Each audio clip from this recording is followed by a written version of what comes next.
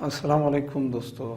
एक बार फिर आप सबको यूपी टीचिंग एकेडमी में खुशामदीद कहते हैं। दोस्तों, जैसा कि आप सबको पता है कि हमने क्लास 10 के बायोलॉजी में चैप्टर 16 को, जो कि इनहेरिटेंस के नाम से है, से शुरू किया है। आप लोगों के लिए रिकॉर्ड कर रहा हूँ। दोस्तों, पिछले 2-3 लेक्चर्स मैंने इसी चैप्टर में रिकॉर्ड किए और उसमें मैंने कुछ बेसिक डेफिनेशंस के बारे में आपको समझाया कि जो भी अगर जेनेटिक्स और इनहेरिटेंस को समझना चाहता है तो उसे इन बेसिक चीज़ों के बारे में पता होना चाहिए। अब ये लेक्चर भी उसी 2-3 लेक्चर्स का एक हिस्सा है, जो कि बेसिक डेफिनेशंस जो हमारे आखिरी यहाँ तक कवर हो जाएंगे। तो दोस्तों, ये बेसिक डेफिनेशंस क्यों ज़रूरी है? क्योंकि जेनेटिक्स में और इनहेरिटेंस में सब ही यही चीज़ें रिपीट होती है। मैं नहीं कहता कि ये काफ़ी है, ये तमाम के तमाम यही होते हैं, नहीं, कुछ और भी होते हैं, लेकिन हमने कोशिश किया है कि पिछले लेक्चर्स में मैंने तकरीबन 32 बेसिक डेफिनेशंस को आपको समझाया था। इस लेक्चर में भी हम यहाँ तक कोशिश करते हैं कि सब बेसिक डेफिनेशंस को क्लियर करें और फिर आगे जाकर फिर हम मेंडल के बारे में बात करेंगे, मेंडल लॉज पढ़ेंगे और आगे इस चैप्टर में जो भी है इंशाल्लाह डिटेल के साथ पढ़ेंगे और आपको समझाएंगे। तो चलिए अपने लेक्चर का आगाज़ करते हैं। कुछ और बेसिक डेफिनेशंस हैं, इसको समझते हैं। दोस्तों, हेमिज़ाइगस क्या है? अगर हम जेनेटिक्स पढ़ रहे होते हैं तो एक लफ्ज़ हमारे सामने आता है जिसे हम हेमिज़ाइगस कहते हैं। तो ये जो हेमिज़ाइगस लफ्ज़ है, ये क्या है? देखिए दोस्तों, आपको पहले समझाता हूँ, फिर डेफिनेशन लिखता हूँ। हर एक जानदार में जब भी रिप्रोडक्शन होता है सेक्सुअल, तो 2 पेरेंट्स होते हैं, एक मदर एक फादर, ठीक है। तो इन दोनों के मिलने से जब एक बच्चा बन जाता है, एक ऑफस्प्रिंग, एक बेबी बन जाता है, तो इस बेबी में क्या होता है कि मदर और फादर से क्या आते हैं? जीन्स आते हैं, ठीक है। तो एक क्रोमोसोम फादर से आता है और एक क्रोमोसोम मदर से आता है, ठीक है। अगर मैं कहूँ कि ये दोनों ह्यूमन है, तो मदर में भी 46 क्रोमोसोम होंगे, फादर में भी 46 क्रोमोसोम होंगे और बेबी में भी 46 क्रोमोसोम्स होंगे, ठीक है। तो 46 को अगर हम पेयर्स में लेके तो इस तरह लिखेंगे 23 × 2, जिसे हम पेयर कहते हैं। हर एक क्रोमोसोम का एक पेयर होता है, तो हर जानदार में एक कैरेक्टर के 2 जीन्स यानी 2 क्रोमोसोम होते हैं। और से देखिए, अब अगर इस तरह है कि ये पहला वाला क्रोमोसोम, ये एक क्रोमोसोम मदर के साथ से आया, एक क्रोमोसोम फादर साइड से आया, एक और पैर है, ये भी इसमें से भी एक पैर मदर की साइड से आया, एक क्रोमोसोम फादर साइड से आया, और इस तरह है कि यहाँ एक क्रोमोसोम अनपेयर्ड है, ठीक है, एक क्रोमोसोम अनपेयर्ड है। तो यहाँ क्या है कि इस क्रोमोसोम का पेयर मिसिंग है, नहीं आया इस जानदार में, तो इसे हम क्या कहते हैं? Hemizygous. So what is hemizygous? An individual who have only one member of chromosome pair, इसे हम क्या कहते हैं? Hemizygous, right. So an individual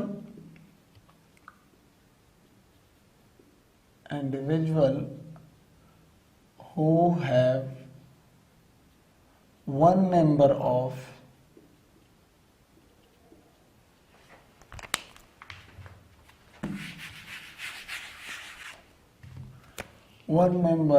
chromosome pair, ऐसे हम क्या कहते हैं? हेमिज़ाइगस। तो क्या है कि हर क्रोमोसोम पेयर होते हैं, एक मदर के साइड से आता है, एक फादर के साइड से। तो अगर एक क्रोमोसोम, एक पेयर ऐसा हो जो सिंगल हो, तो इस क्रोमोसोम का पेयर नहीं है, तो इसे हम हेमिज़ाइगस कहते हैं, ठीक है दोस्तों। नेक्स्ट हमारे पास है, नेक्स्ट जो बेसिक डेफिनेशन है, जो बेसिक चीज़ है, वो है होमोज़ाइगस, राइट। सो होमोज़ाइगस क्या है दोस्तों? देखिए, अगर हम बात करें इस तरह के, एक जानदार है, एक बेबी है और उसमें दोनों जीन्स एक ही तरह के हैं, दोनों क्रोमोसोम्स यानी दोनों जीन्स एक ही तरह के हैं, तो इसे हम क्या कहते हैं? होमोज़ाइगस कहते हैं, ठीक है। So what is homozygous? Having same genes, having same genes, इन्हें हम क्या कहते हैं, होमोजाइगस कहते हैं।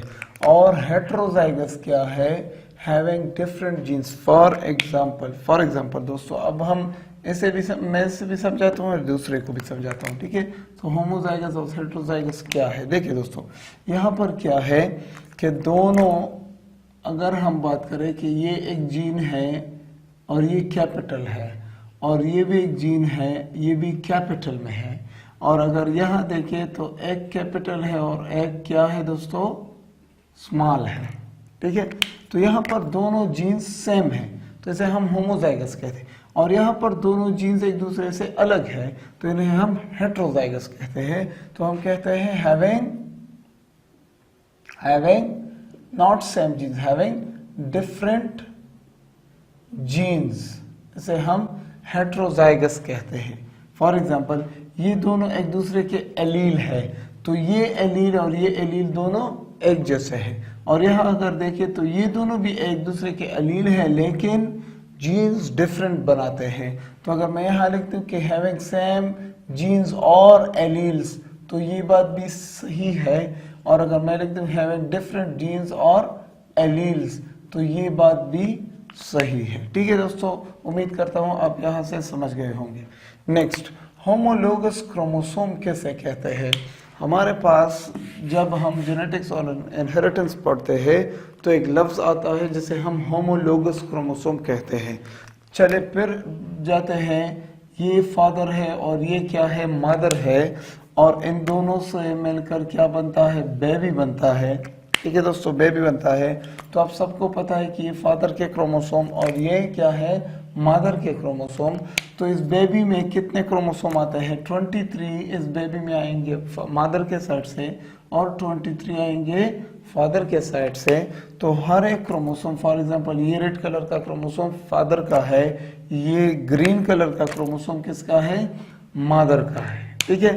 तो 23 फॉर एग्जांपल पहला वाला फादर के साइड से है तो पहला वाला मदर के साइड से, दूसरा वाला फादर के साइड से तो दूसरा वाला भी मदर के साइड से, इसी तरह आता है 23 पेयर्स, 23 क्रोमोसोम फादर के साइड से आते हैं, 23 फ्रॉम मदर साइड। अब देखते हैं कि होमोलोगस कैसे कहते हैं। फॉर एग्जांपल हमने फादर के क्रोमोसोम में से एक क्रोमोसोम उठाया, ठीक है, और देखते हैं कि इस पर पहला वाला जीन जो है वो हेयर कलर का है, दूसरा वाला जीन जो है वो स्किन कलर का, तीसरा वाला जीन जो है वो हाइट का है, ठीक है, और इसी तरह और जीन्स। और हमने ऐसा किया कि मदर के क्रोमोसोम में से भी एक क्रोमोसोम को उठाया और यहाँ पे रख दिया, और इस पर भी जब हमने देख लिया तो पहला जीन हेयर कलर के था, दूसरा जीन जो है स्किन कलर के लिए, और तीसरा जीन जो है वो हाइट के लिए।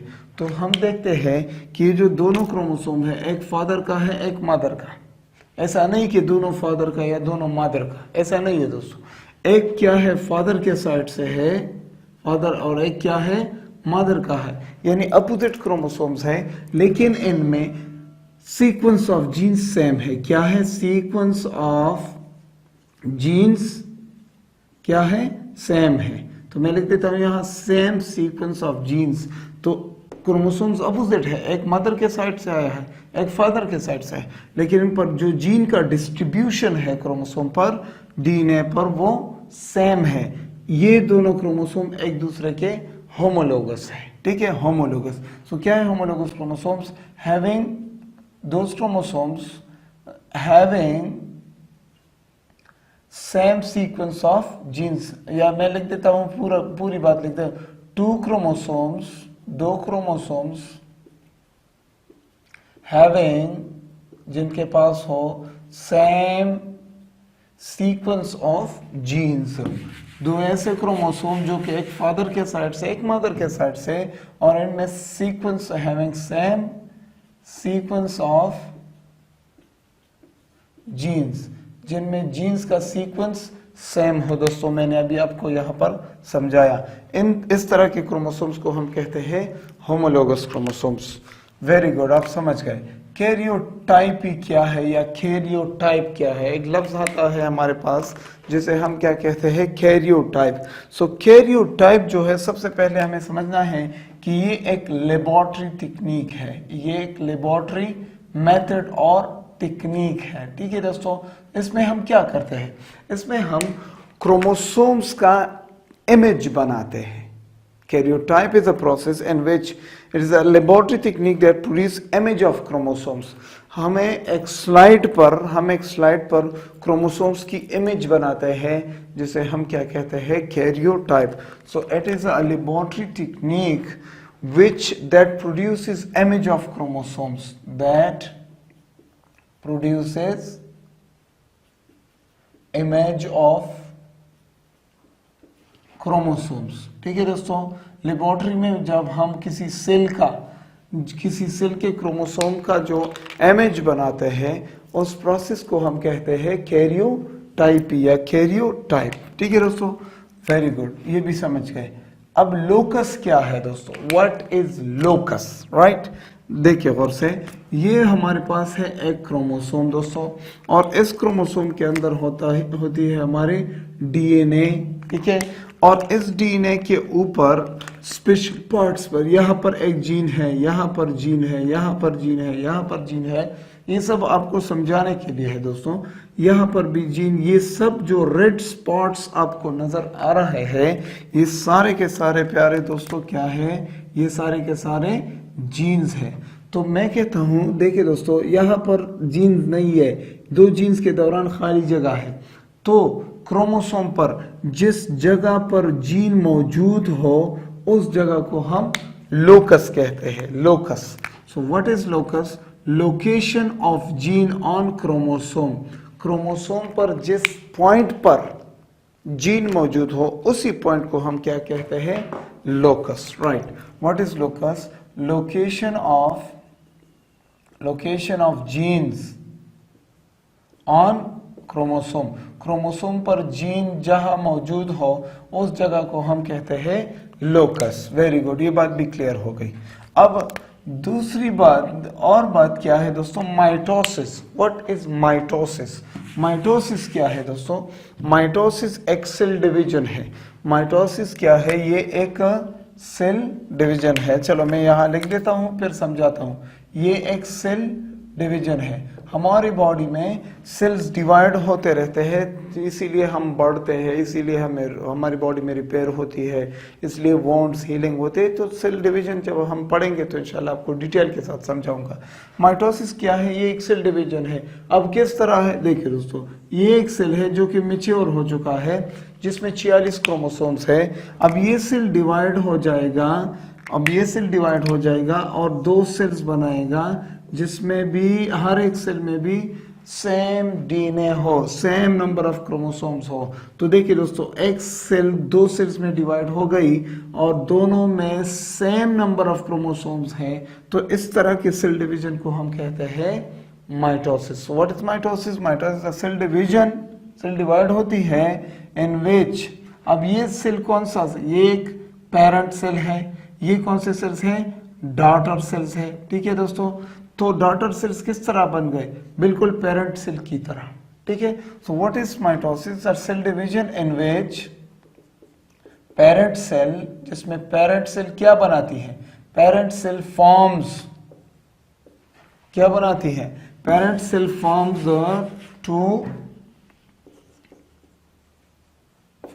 To daughter cells. Daughter cells तो दो बनाते हैं, डॉटर सेल्स, लेकिन डॉटर सेल्स होते कैसे हैं, दोनों डॉटर सेल्स में सेम जेनेटिक मटेरियल्स होते हैं। ठीक है, daughter cells having same number of chromosome, जिसमें नंबर ऑफ क्रोमोसोम्स दोनों में सेम हो, इस तरह के सेल डिवीजन को हम कहते हैं दोस्तों माइटोसिस। जब हम माइटोसिस को डिस्कस करेंगे तो फुल डिटेल के साथ आपको पढ़ाएंगे इंशाल्लाह। अब एक और बेसिक डेफिनेशन है जिसे हम मियोसिस कहते हैं। तो मियोसिस क्या है, ये भी दोस्तों एक सेल डिवीजन है, ये भी सेल डिवीजन है। अब मियोसिस में होता क्या है, इस तरह देके समझाता हूं आपको। ये एक सेल है जिसमें क्रोमोसोम की तादाद कितनी है 46। अब ये सेल डिवाइड होके बनाएंगे 2 सेल्स और इन दोनों में से क्या होता है, क्रोमोसोम की तादाद रिड्यूस हो गई, कम हो गई। देखिए दोस्तों, इस सेल में कितने क्रोमोसोम 46, यहाँ पर कितने 2 सेल्स बन गए, लेकिन दोनों में डीएनए की तादाद क्रोमोसोम्स की तादाद कितनी है 23। तो मेरे ख्याल से यहाँ पर क्रोमोसोम की तादाद क्या हो गई दोस्तों, रिड्यूस हो गई, कम हो गई। इसीलिए मियोसिस को हम रिडक्शन सेल डिवीजन कहते हैं। ठीक है दोस्तों, तो क्या हो गया, it is a type of cell division in which chromosome number is reduced, right? Cell division in which chromosome number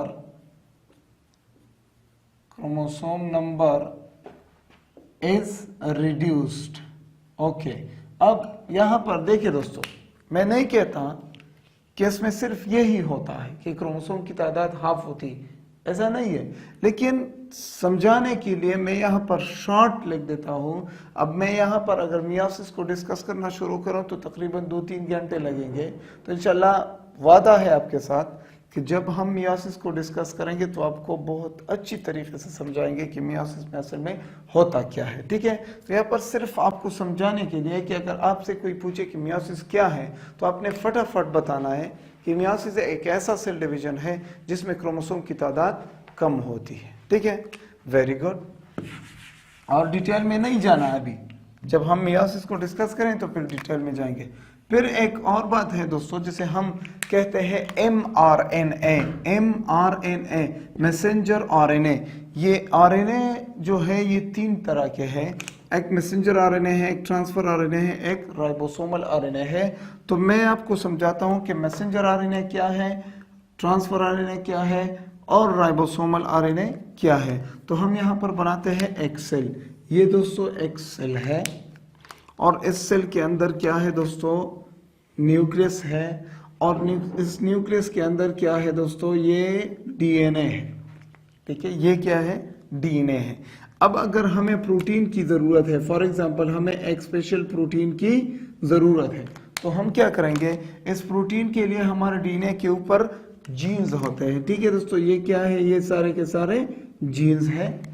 तो अब हम ऐसे करते हैं कि हमें इसी प्रोटीन को बनाने के लिए हमें इन 3 जीन्स की कॉपी लेनी है, इन 3 जीन्स को कॉपी करनी है, फिर जाके हम इस प्रोटीन को बनाएंगे। ठीक है, तो यहाँ पर जब हम कॉपी बनाएंगे तो ये जो कॉपी बन गई, इन जीन्स की जो कॉपी बन गई, जिसे हम आरएनए पॉलीमरेज एंजाइम बनाती है। कौन सी एंजाइम, आरएनए पॉलीमरेज एंजाइम। इस जीन को हमने क्या किया दोस्तों, कॉपी किया। अब इस कॉपी को हमने किस चीज से बनाया, डीएनए से बनाया। तो जब डीएनए से कॉपी बनती है, डीएनए से कॉपी बनती है जिस पर कोडॉन होते हैं, तो इस कॉपी को हम कहते हैं मैसेंजर आरएनए। देखिए ये क्या हो गई, messenger RNA. So what is messenger RNA, that RNA which brings codon, वो आरएनए जो कोडॉन को ले आती है, किस चीज से, डीएनए से कोडॉन को निकालती है। इस आरएनए को हम कहते हैं messenger RNA. Right, let me right it. So the RNA, the type of RNA which brings codon, ऐसे हम क्या कहते हैं, मैसेंजर आरएनए कहते हैं। अब यहां पर हम ट्रांसफर आरएनए को भी क्लियर करते हैं। चले हम ट्रांसफर आरएनए को क्लियर करते हैं। ओके, तो ये हो गई हमारी क्या, ये हो गई हमारी मैसेंजर आरएनए। अब ये मैसेंजर आरएनए ट्रेवल करेगी और बाहर चले आ जाएगी, और बाहर इस मैसेंजर आरएनए को एक रीडर रीड करेगा। रीडर कौन है दोस्तों, रीडर है हमारे पास राइबोसोम। ठीक है, तो ये राइबोसोम इस मैसेंजर आरएनए को अपने हाथ में उठाएगा। आपको समझाने के लिए है दोस्तों, इसके हाथ में क्या है दोस्तों, ये मैसेंजर आरएनए है। अब ये क्या करता है, ये जो राइबोसोम है या राइबोसोमल आरएनए है, ये हमारे मैसेंजर आरएनए को रीड करता है और आवाज देती है कि फला चीज ले आओ, फला चीज ले आओ, फला चीज ले आओ। तो देखिए दोस्तों, इस पर क्या होते हैं, कोडॉन। ठीक है। तो जब ये राइबोसोमल आरएनए आरआरएनए ऐसे रीड करेगा तो आवाज लगाएगा कि फला चीज ले आओ, ठीक है। तो वो फला चीज कौन ले आएगा? ट्रांसफर आरएनए ले आएगा, ठीक है। तो यहाँ पर एक और आरएनए खड़ा होगा और ये आरएनए अपने हाथ में इसी कोड के मुताबिक एंटी कोड ले आएगा, एंटी कोड। तो ये किस चीज को ट्रांसफर करेगा? अमाइनो एसिड्स को ट्रांसफर करेगा, इसलिए हम इसे कहते हैं ट्रांसफर आरएनए, ठीक है। तो what is transfer RNA? That RNA which transfers amino acids to ribosomal RNA to ribosome towards ribosome, ऐसे हम ट्रांसफर आरएनए कहते हैं। तो व्हाट इज ट्रांसफर आरएनए? तो the RNA, the type of RNA which brings amino acids, जो amino acids को ले आती है फॉर प्रोटीन सिंथेसिस। किस लिए? प्रोटीन बनाने के लिए, फॉर प्रोटीन सिंथेसिस। ऐसे हम क्या कहते हैं? मैसेंजर आरएनए कहते हैं, ठीक है दोस्तों। अब तीसरी टाइप ऑफ आरएनए है जिसे हम राइबोसोमल आरएनए कहते हैं। कौन सी आरएनए? Ribosomal RNA. इस राइबोसोम के बॉडी के अंदर स्पेशल आरएनए होती है जिसे हम राइबोसोमल आरएनए कहते हैं। सो राइबोसोमल आरएनए क्या है? वो आरएनए जो राइबोसोम को बनाती है उसे हम राइबोसोमल आरएनए कहते हैं। The RNA which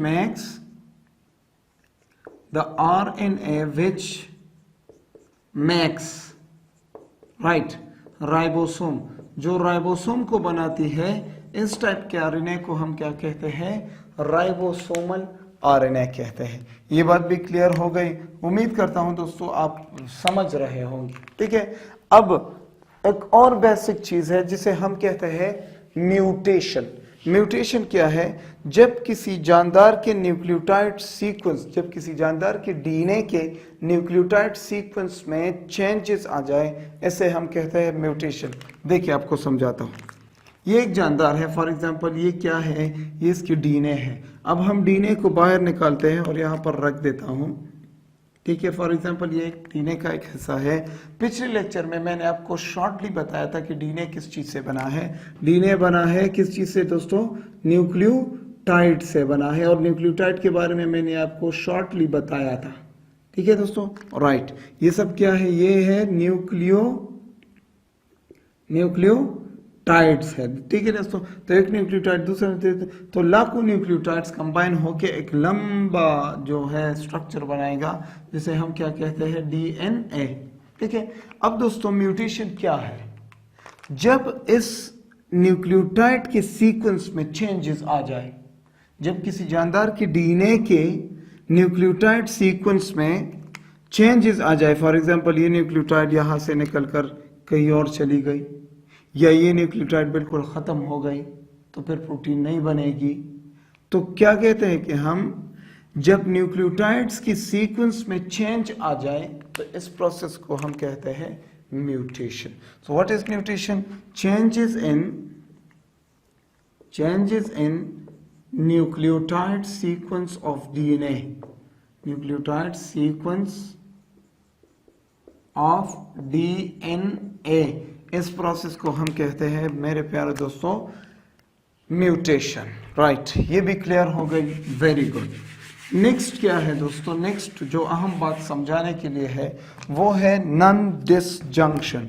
what is mean by non disjunction? Non disjunction क्या है? चलो मैं आपको एक अहम पॉइंट की तरफ ले जाता हूं जो कि मियोसिस में होता है, ठीक है। सो मियोसिस में क्या होता है दोस्तों? गौर से देखें, बात ऐसा है कि ये एक क्रोमोसोम है, राइट, और ये भी एक ही क्रोमोसोम है दोस्तों।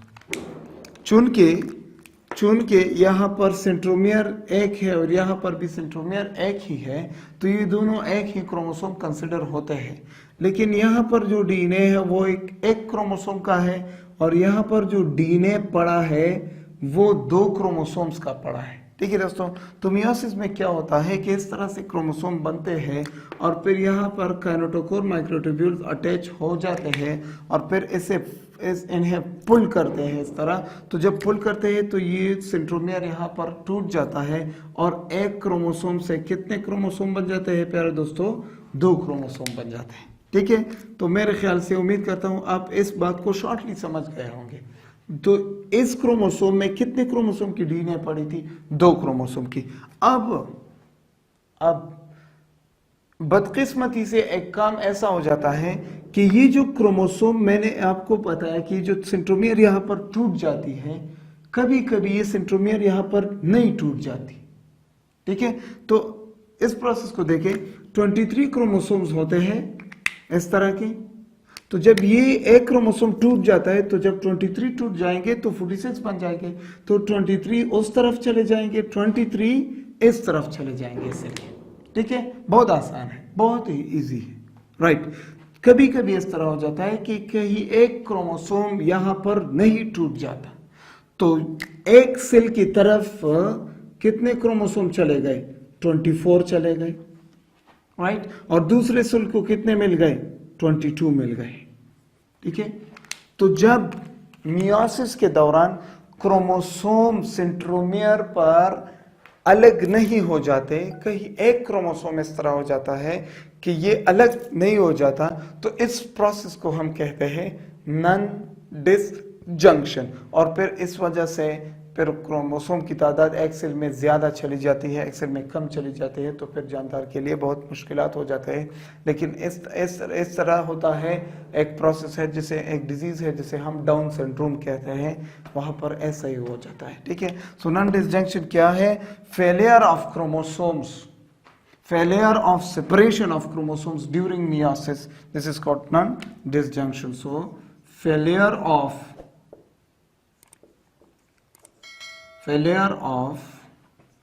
chromatids या chromosomes during failure of separation of chromosome, अगर मैं लिख दूँ यहाँ separation of chromosomes ड्यूरिंग किस प्रोसेस के दौरान होता है? During meiosis. ठीक है दोस्तों, सो मियोसिस के दौरान एक ऐसा क्रोमोसोम क्या हो जाता है? सेपरेट हो जाता है यहाँ पर, और एक क्रोमोसोम कितने क्रोमोसोम बनाता है? 2 क्रोमोसोम। तो कभी कभी बदकिस्मती से कुछ बच्चों में या उनके माँ बाप में क्या होता है कि इस तरह के क्रोमोसोम सेपरेट नहीं हो जाते, तो एक सेल में ज़्यादा चला जाता है, एक सेल में कम चला जाता है। तो अगर ये वाला सेल एक के साथ या ओवा के साथ फ्यूज हो गई, या अगर इसके साथ स्पर्म फ्यूज हो गई, तो 46 क्रोमोसोम की बजाय, नॉर्मल ह्यूमन में 46 होते हैं, तो 46 क्रोमोसोम के बजाय उस बच्चे में 47 क्रोमोसोम्स चले जाएंगे, और इसे हम डाउन सिंड्रोम पर कहते हैं। और फिर और भी बहुत से हैं बीमारियां हैं जिसमें हम क्रोमोसोम की तादाद ज़्यादा हो गई। ठीक है, सो ये प्रोसेस क्या होता है? ये नॉन डिसजंक्शन मियोसिस के दौरान कभी कभी हो जाता है, जो बहुत से क्रिटिकल कंडीशंस पैदा करता है, बीमारियां पैदा करता है। ठीक है, सो राइट, ये हो गई हमारी नॉन डिसजंक्शन, ये भी क्लियर हो गई। दोस्तों, न्यूक्लिक एसिड क्या है? हमारे पास अक्सर लोग पूछते हैं न्यूक्लिक एसिड क्या है? सेल के अंदर एक एसिड पड़ा है, न्यूक्लियस के अंदर एक एसिड पड़ा है, जैसे हम न्यूक्लिक एसिड कहते हैं। तो ये काफ़ी नहीं है। न्यूक्लिक एसिड क्या है? न्यूक्लिक एसिड एक्चुअली हम डीएनए और आरएनए को कहते हैं। न्यूक्लिक एसिड असल में हम डीएनए और आरएनए को कहते हैं। तो what is nucleic acid? It is a long sequence of nucleotides, right? So मैंने लिखा है it is a complex organic substance made of polynucleotide chain. So it is a complex organic substance made of polynucleotide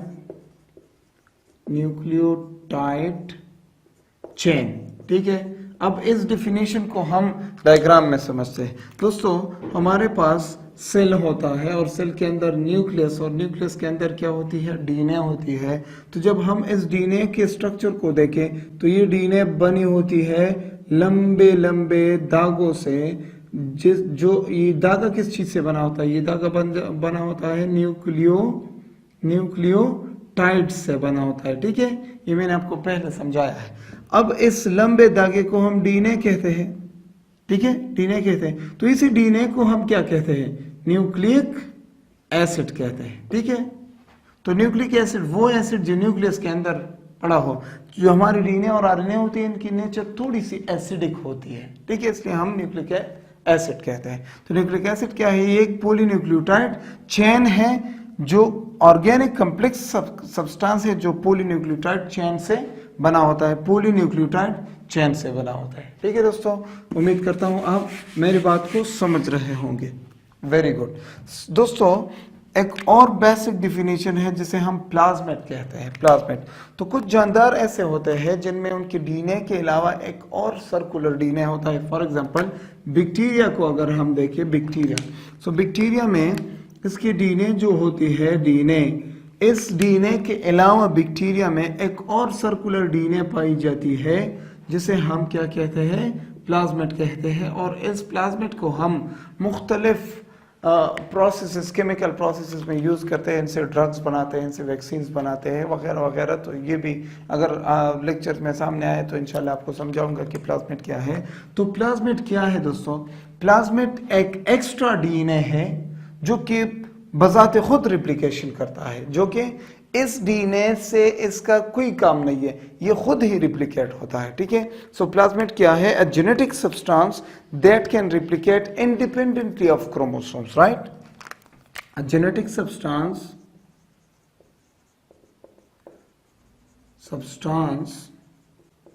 that can replicate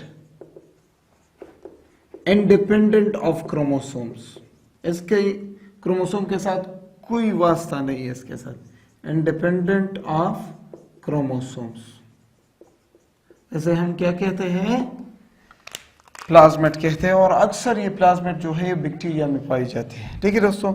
next क्या है दोस्तों, recombinant किसे कहते हैं, recombinant कैसे कहते हैं। देखो दोस्तों, जब हम एक लेबोरेटरी टेक्निक भी है, ये नेचुरली भी होता है, मियोसिस के दौरान भी होता है।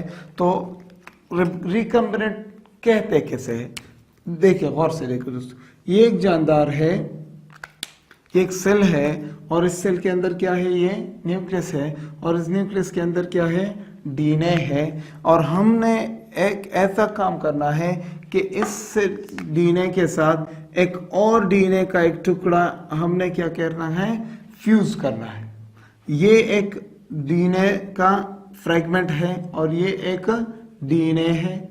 तो हम इस तरह करते हैं कि इस फ्रेगमेंट को इसके साथ फ्यूज करते हैं। तो हम लेंगे उस फ्रेगमेंट को, यहाँ पर हमने ले आए और हमने क्या किया कि इस डीएनए को, इस फ्रेगमेंट को इस डीएनए के साथ कंबाइन किया, फ्यूज किया। तो जो नया डीएनए बन गया, इस डीएनए को हम क्या कहते हैं, रिकम्बिनेंट डीएनए, ठीक है। तो रिकम्बिनेंट डीएनए क्या है, रिकम्बिनेंट या रिकम्बिनेंट डीएनए क्या है, जब हम दो डीएनएस को फ्यूज करते हैं एक दूसरे के साथ तो जो नया डीएनए बन जाता है उसे हम क्या कहते हैं, रिकम्बिनेंट डीएनए कहते हैं। So recombinant DNA is formed by recombinant genetic recombination. A DNA formed by genetic recombination. इस डीएनए को हम कहते हैं रिकम्बिनेंट डीएनए और इस प्रोसेस को हम कहते हैं रिकम्बिनेंट डीएनए टेक्नोलॉजी, राइट। सो अच्छा, अब इन्हें एक्सप्लेन करते हैं। ये जो लास्ट में हमारे पास कुछ बेसिक डिफिनेशंस हैं, अब इन्हें देखते हैं कि ये क्या है। दोस्तों गौर से देखिए, एक और बेसिक डिफिनेशन है हमारे पास जिन्हें जिनके साथ हमारा सामना होगा, वो है रेगुलेटरी जीन्स कैसे कहते हैं। What are regulatory genes. तो देखिए आपको समझाता हूँ, डायग्राम के थ्रू आपको समझाता हूँ, फिर हम डिफिनेशन करते हैं। दोस्तों सेल के अंदर न्यूक्लियस और न्यूक्लियस के अंदर डीएनए और इस डीएनए पर क्या है दोस्तों, अब बताएं, जीन्स है। इस डीएनए पर क्या है, जीन्स है, ठीक है दोस्तों। गौर से देखिए क्या होता है कि जब ये जीन एक्सप्रेस होता है तो ये बनाता है, फॉर एग्जांपल ये बनाता है एक मैसेंजर आरएनए बनाता है, और फिर इससे जाके प्रोटीन बनेगा। ठीक है, एक मैसेंजर आरएनए बनाता है और फिर इससे जाकर प्रोटीन बनेगा। राइट, तो क्या है कि ये जो जीन ये हमें जो प्रोडक्ट देता है, अब इसके साथ एक और जीन है। ये जीन अगर इसकी प्रोडक्ट ज्यादा हो गई तो ये जीन उठ खड़ा होगा और इसे कंट्रोल करेगा तो भाई बस अब और कोई प्रोडक्ट नहीं बनाएंगे, अब आपने एक्सप्रेस नहीं होना है, बस थोड़ी देर के लिए रुक जाओ। ठीक है, तो ये जो जीन हो गई, ये जीन कंट्रोल करती है इस दूसरी जीन को। ठीक है, तो जो जीन्स दूसरे स्ट्रक्चरल जीन्स को कंट्रोल करती है, उनके प्रोडक्ट्स को, उनके मैसेंजर आरएनए फॉर्मेशन को, उनको प्रोटीन्स को, तो इस तरह के जीन्स को हम क्या कहते हैं? Regulatory genes. So what are regulatory genes? Those genes which control the expression of one or more other structural genes. Those genes are the genes which control expression of other structural genes. Other genes मैं लिख देता हूं यहां पर shortly other genes। ठीक है दोस्तों, सो जो जीन्स दूसरी जीन्स को कंट्रोल करती है, फॉर एग्जांपल गाड़ी में एक्सीलेटर तो लगा हुआ है, तो एक्सीलेटर के साथ ब्रेक भी लगा हुआ है। तो जब आप एक्सीलेटर दबाते हैं तो गाड़ी तेजी से चलती है, लेकिन इस गाड़ी को कंट्रोल कौन पर करती है? ब्रेक। जब आप ब्रेक लगाते हैं तो गाड़ी स्लो हो जाती है, यानी एक्सीलेटर का काम हट जाता है, गाड़ी फिर क्या होती है? स्लो हो जाती है। तो ये जो ब्रेक है ये एक रेगुलेटरी मैकेनिज्म है। तो इसी तरह से कुछ जीन्स एक्सप्रेस हो जाते हैं, लेकिन उनके एक्सप्रेशन को कंट्रोल करने के लिए हमारे सेल में, हमारे डीएनए पर कुछ जीन्स होते हैं जो उनको कंट्रोल करती है। उन जीन्स को हम क्या कहते हैं? रेगुलेटरी जीन्स कहते हैं। वेरी गुड दोस्तों, समझ गए। नेक्स्ट क्या है? रिस्ट्रिक्शन एंडोन्यूक्लियस क्या है? रिस्ट्रिक्शन एंडोन्यूक्लियस स्पेशल एंजाइम्स होते हैं जो डीएनए को फ्रेगमेंट्स में काट देते हैं। ठीक है दोस्तों, फॉर एग्जांपल हमने क्या करना है? हमने करना ऐसा है कि इस डीएनए को हमने काट देना है। ठीक है, इस डीएनए को हमने यहाँ पर काटना है और यहाँ पर काटना है। तो यहाँ पर स्पेशल एंजाइम्स यूज होते हैं, इस तरह के एंजाइम्स होते हैं। फॉर एग्जांपल आपको समझाने के लिए, ये जो एंजाइम्स है, तो जब ये एंजाइम डीएनए को अपने मुंह में ले लेती है तो उनको काट देती है। तो वो एंजाइम जो डीएनए को फ्रेगमेंट्स में काटते हैं उन्हें हम रिस्ट्रिक्शन एंडोन्यूक्लियस कहते हैं। सो रिस्ट्रिक्शन एंडोन्यूक्लियस कौन से एंजाइम्स हैं? Which cut DNA in pieces, जो डीएनए को पीसेस में काट देते हैं। और एंडोन्यूक्लियस इन्हें इसलिए कहते हैं कि ये न्यूक्लियस के अंदर होते हैं। Very good. Next basic definitions है। रिवर्स ट्रांसक्रिप्टेज क्या है दोस्तों? रिवर्स ट्रांसक्रिप्टेज क्या है? तो दोस्तों जब हम देखते हैं कि हमारे पास एक ऐसे पार्टिकल्स हैं जिनमें इस तरह है, देखिए दोस्तों दो पार्टिकल्स हैं। ठीक है, एक में क्या है? एक में डीएनए है और एक में क्या है दोस्तों, प्यारे दोस्तों, एक पार्टिकल में आरएनए है। ठीक है, और से देखें, इन दोनों के साथ एक स्पेशल एंजाइम पड़ा होता है। यहाँ पर एक स्पेशल एंजाइम है, इन दोनों के साथ एक स्पेशल एंजाइम है। ठीक है, अब इसके पास क्या है? डीएनए, इसके पास क्या है? आरएनए।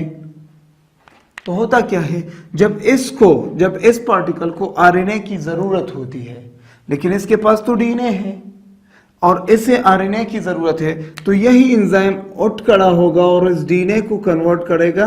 डीएनए से क्या बनाएगा? आरएनए। तो इस एंजाइम को हम कहते हैं रिवर्स ट्रांसक्रिप्शन करती है, डीएनए को आरएनए में तब्दील करती है, रिवर्स ट्रांसक्रिप्टेज। और यहां पर देखिए इसके पास आरएनए है, तो अगर इस पार्टिकल को डीएनए की जरूरत पड़ी तो ये एंजाइम उल्टा ट्रांसक्रिप्शन करेगा और इससे क्या बनाएगा? डीएनए बनाएगा। तो इस एंजाइम को हम कहते हैं रिवर्स ट्रांसक्रिप्टेज।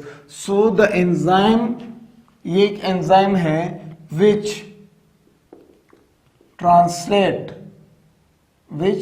ट्रांसक्रिप्ट, चलो मैं लिख देता हूं, which transcript DNA to RNA and back and RNA to DNA. इस एंजाइम को हम क्या कहते हैं दोस्तों? Reverse transcriptase. और ये जो एंजाइम है ज्यादातर वायरसेस में पाई जाती है। वायरस में कुछ ऐसे वायरसेस हैं जिनके पास डीएनए है, कुछ ऐसे वायरस हैं जिनके पास आरएनए है। तो ये इनको जब डीएनए की जरूरत होती है तो रिवर्स ट्रांसक्रिप्टेज आरएनए को डीएनए में तब्दील करती है, और इनको जब आरएनए की जरूरत होती है तो ये जो रिवर्स ट्रांसक्रिप्टेज है ये डीएनए को आरएनए में चेंज करती है। ये भी समझ गए? Very good. नेक्स्ट एक बेसिक डिफिनेशन है जिसे हम कहते हैं राइबोसोम। दोस्तों राइबोसोम क्या है? सेल के अंदर मैक्रोमॉलिक्यूल्स पाए जाते हैं जो प्रोटीन सिंथेसिस करते हैं, इन्हें हम क्या कहते हैं? Ribosome. So what are ribosome? Ribosomes are macromolecular machines which help in protein synthesis. They are macromolecular machines which do protein या which perform protein synthesis, जो हमारे बॉडी में क्या करते हैं? प्रोटीन सिंथेसिस करते हैं। वेरी गुड दोस्तों, इस बात को भी आप समझ गए।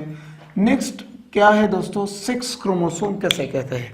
हमारे बॉडी के अंदर 2 तरह के क्रोमोसोम्स पाए जाते हैं, एक होता है सोमैटिक क्रोमोसोम और एक होता है 6 क्रोमोसोम। सोमैटिक क्रोमोसोम वो होते हैं जो सोमैटिक कैरेक्टर्स को एक्सप्रेस करते हैं, और 6 क्रोमोसोम वो होते हैं जिनसे 6 कैरेक्टर्स एक्सप्रेस होते हैं। For example male female, right? So what are 6 chromosomes? The chromosomes which determine 6 of an organism, वो क्रोमोसोम जो एक जानदार के 6 को आपको डिटरमाइन करते हैं। फॉर एग्जांपल ये एक फीमेल है तो इसमें 6 क्रोमोसोम चेंज होंगे, मेल है तो 6 क्रोमोसोम चेंज होंगे। सो द क्रोमोसोम्स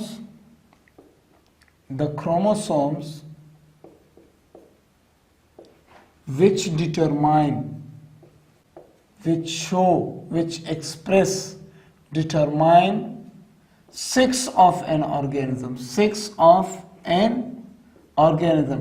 किसी जानदार को 6 को डिटरमाइन करने के लिए, मेल फीमेल को डिटरमाइन करने के लिए जो क्रोमोसोम्स होते हैं उन्हें हम 6 क्रोमोसोम कहते हैं।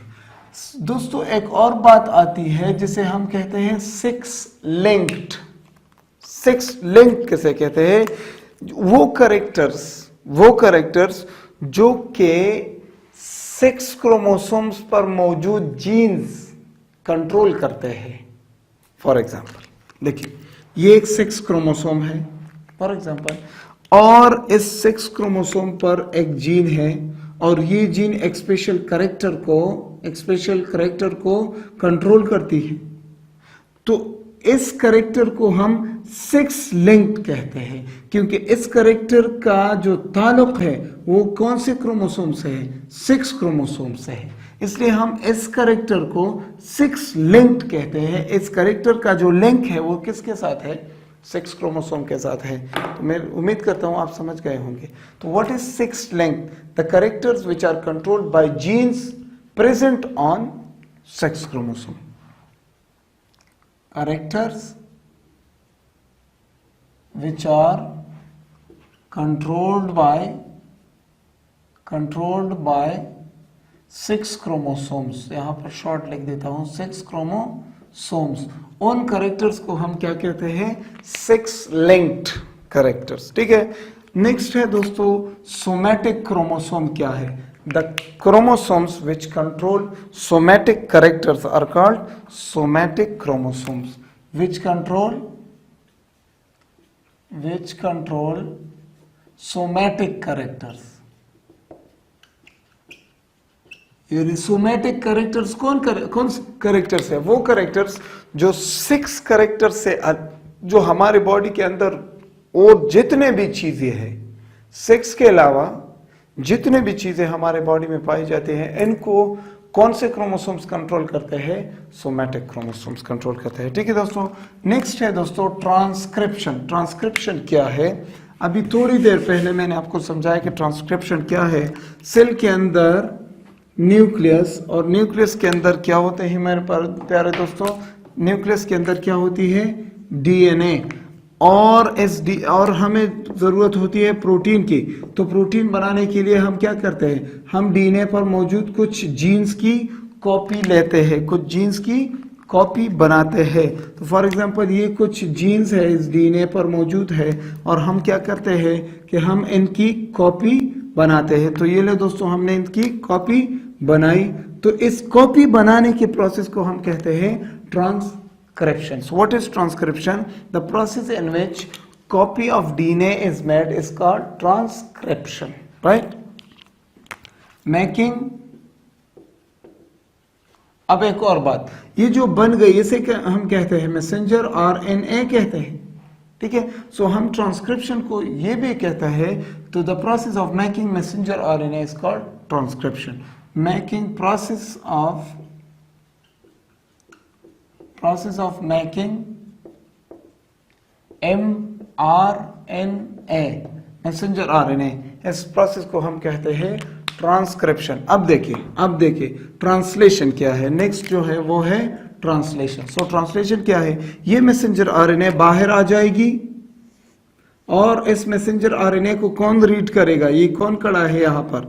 इस मैसेंजर आरएनए को अपने हाथ में कौन ले लेगा? इस मैसेंजर आरएनए को अपने हाथ में राइबोसोम ले लेगा और ये जो राइबोसोम है ये इस मैसेंजर आरएनए पर मौजूद कोडॉन को ट्रांसलेट करेगा इनटू प्रोटीन। जब हम मैसेंजर आरएनए से प्रोटीन बनाते हैं तो इस प्रोसेस को हम कहते हैं translation. So the process of making protein from किस चीज से? फ्रॉम mRNA मैसेंजर आरएनए से जब हम प्रोटीन बनाते हैं तो इस प्रोसेस को हम कहते हैं प्यारे दोस्तों ट्रांसलेशन। Very good. या अब हम इस तरह भी कह सकते हैं कि जब राइबोसोम मैसेंजर आरएनए को रीड करती है तो इस प्रोसेस को क्या कहते हैं? Translation, right. वाई क्रोमोसोम कैसे कहते हैं और एक्स क्रोमोसोम कैसे कहते हैं?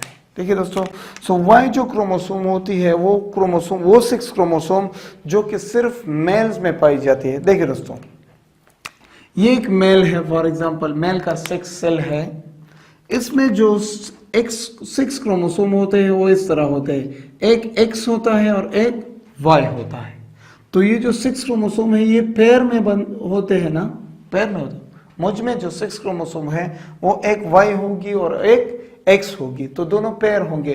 तो what is Y chromosome? Male chromosome में मौजूद 6 क्रोमोसोम का एक पेयर जिसे हम वाई क्रोमोसोम कहते हैं। So what is Y chromosome? The 6 chromosome which is present in males is called Y chromosome. The 6 chromosome, ये फीमेल में नहीं होता दोस्तों, the 6 chromosomes which is present in males is called Y chromosome। जबरदस्त दोस्तों। अब फीमेल में किस तरह होता है? X क्रोमोसोम क्या है? देखिए दोस्तों, ये मेल है और ये एक फीमेल है। अब फीमेल में दोनों ही क्या होते हैं? एक्स, और मेल में क्या होता है? एक वाई और एक एक्स। सो हम एक्स क्रोमोसोम कैसे कहते हैं? दो 6 chromosomes which are present in female in pairs, जो फीमेल में जोड़े में होता है और मेल में सिंगल होता है, ऐसे हम क्या कहते हैं? X chromosome. The 6 chromosome which is in pair, जो पेयर होता है इन फीमेल्स, फीमेल में पेयर में होता है, एंड सिंगल इन मेल्स, और मेल में क्या होता है? एक होता है। देखिए, मेल में सिर्फ एक एक्स है और फीमेल में पेयर ऑफ एक्स है। एक्स क्रोमोसोम हम फिर इसे कहते हैं एक्स क्रोमोसोम। ठीक है दोस्तों, तो प्यारे दोस्तों, यहाँ तक हो गई हमारी इनहेरिटेंस से रिलेटेड कुछ तकरीबन 59 बेसिक डेफिनेशंस मैंने आपको पढ़ाए। तो इंशाल्लाह इनमें से बहुत से होंगे जो हम इस चैप्टर में आगे जाकर हमारे सामने आएंगे। तो उम्मीद करता हूँ कि ये सब बातें अभी से आपको क्लियर हो गई हो। और अगर आपको लेक्चर पसंद आया हो तो प्लीज़ अपने दोस्तों के साथ शेयर करें और मुझे कमेंट सेक्शन में ज़रूर बताया करें, ताकि मैं आपको और भी अच्छे तरीके से लेक्चर्स पेश करूं। तब तक के लिए देखते हैं आगे लेक्चर्स में। तब तक के लिए अल्लाह हाफिज़।